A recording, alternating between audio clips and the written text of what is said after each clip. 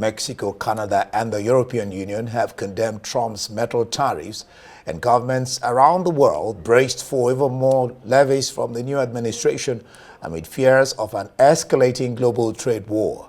Businesses around the United States have also warned of the fallout. Many manufacturing heavy companies find it difficult to plan the next steps or determine whether Trump will follow through. The tariff hike would reverberate across the supply chain, affecting all businesses that rely on the materials.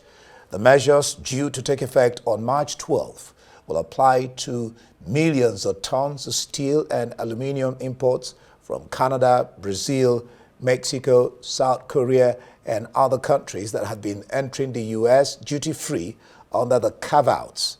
Well, Canadian Prime Minister Justin Trudeau, at an artificial intelligence summit in Paris, said the tariffs were unacceptable, and Canada's response, if needed, will be firm and clear.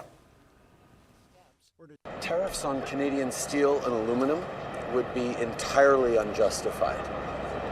We are the U.S.'s closest ally. Our economies are integrated. Canadian steel and aluminum is used in a number of key American industries, whether it's defense, shipbuilding, manufacturing, energy, automotive. Together we make North America more competitive. We will be working with the American administration over the coming weeks to highlight the negative impacts on Americans and Canadians of these unacceptable tariffs. But we'll also be working with our international partners and friends. And if it comes to that, our response, of course, will be firm and clear. We will stand up for Canadian workers, we will stand up for Canadian industries, and more Canadians will stand up for each other. We should be doing more together, not fighting with each other, but Canadians will stand up strongly and firmly if we need to.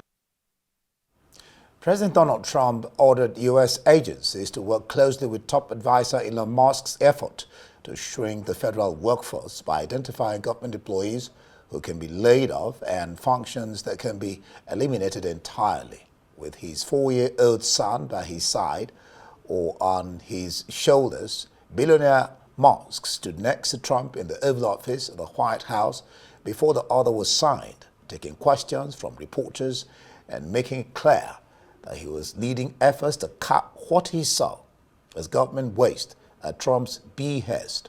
Wearing a Make America Great Again cap, the world's richest man defended his role as an unelected official who has been granted unprecedented authority by the president to dismantle parts of the U.S. government. Musk pushed back at criticism that he and his Department of Government Efficiency DOGE team have operated largely in secrecy.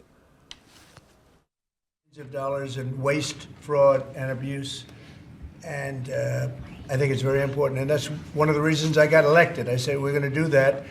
Nobody had any idea it was that bad, that sick, and that corrupt, and it seems hard to believe that judges want to try and stop us from looking for corruption, especially when we found hundreds of millions of dollars worth, much more than that, in just a short period of time. And we want to weed out the corruption.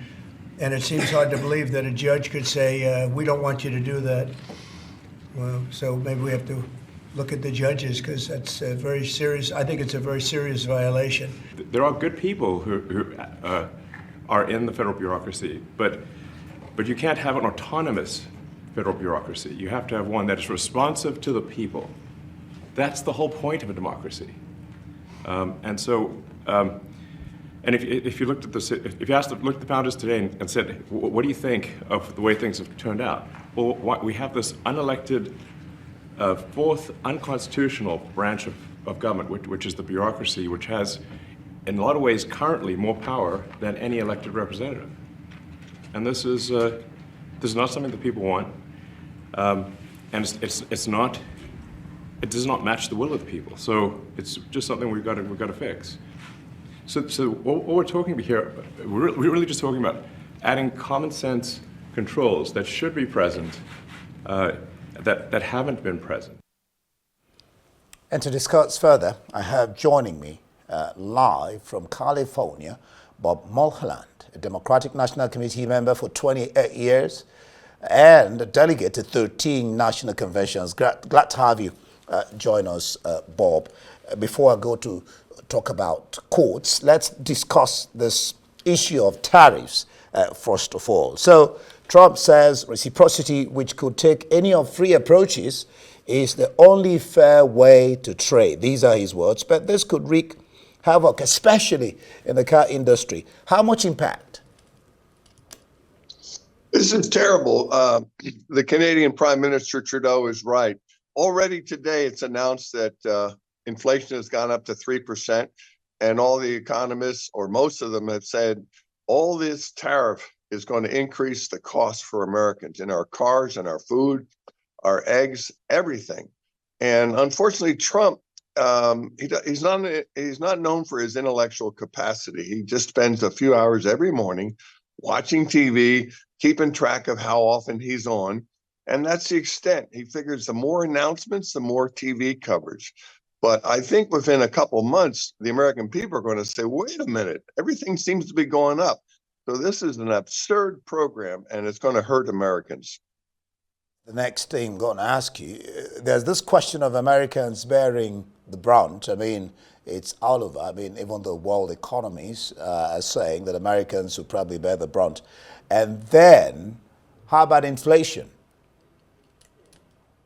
Well, Federal Reserve Chairman Jerome Powell yesterday told Congress that he is in no hurry to lower rates because Jerome Powell and the Federal Reserve, which is responsible for the interest rates to average Americans, knows that inflation is going to go up.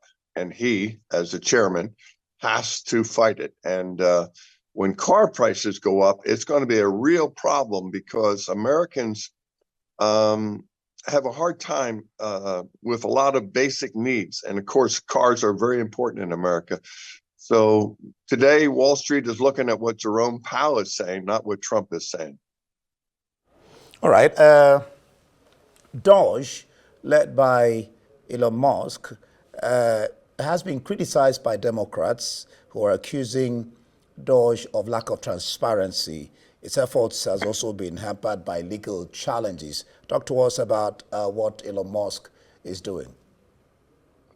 The American people would like to know. I mean, obviously, Musk gets a lot of coverage. One joke I saw was as Musk's son is standing next to Musk, he looks at Trump and says, "Hey, what are you doing sitting in my daddy's chair?"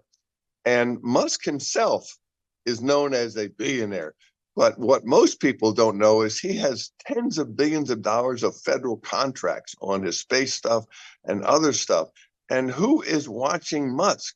And when Musk talks about fraud, we in America have a system called inspector generals, independent of all, overlooking all the federal agencies.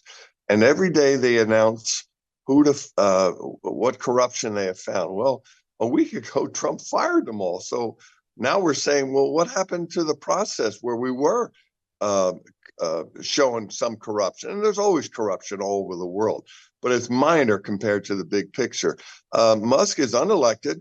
Musk seems to be in control of Trump. And I could tell watching Trump last night, sitting at the White House desk, he looked a little angry because the reporters kept asking Musk as if Musk was the president. So we'll see how that relationship works out. It won't work out. Well, I couldn't help but laugh there. Now let's go to talk about courts. The courts, how Americans, especially Democrats, are assimilating the messaging from Trump on the courts.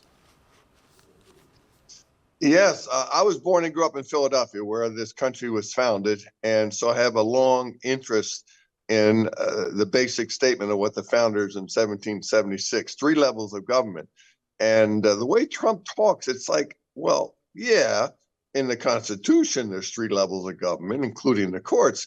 But now that I'm president in my second term, I don't know why the judges are interfering. Well, that's the purpose of the judges, because a politician in America without oversight by the legal system is potentially going to cause a lot of trouble. And in this country, we have different levels. So ultimately, the U.S. Supreme Court will see some of these things. And I don't think they're going to be very supportive of Trump, because the courts know that, sure, some of these judges like Trump or were appointed by Trump, but they have to look at this country's history. And next year we're going to celebrate the 250th anniversary of 1776, and I think the courts will withstand all the criticism by Trump.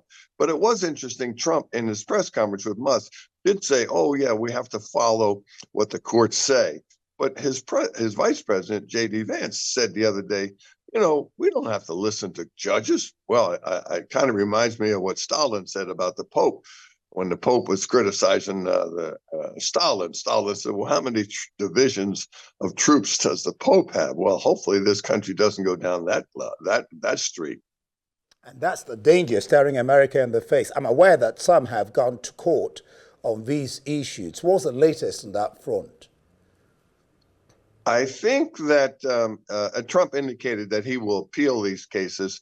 And I think there was one decision by an appeal court yesterday that upheld the original judges. The way it works is one judge, a federal judge, makes the first ruling, and then it can go to a 3-judge or 9-judge, and then ultimately to the U.S. Supreme Court.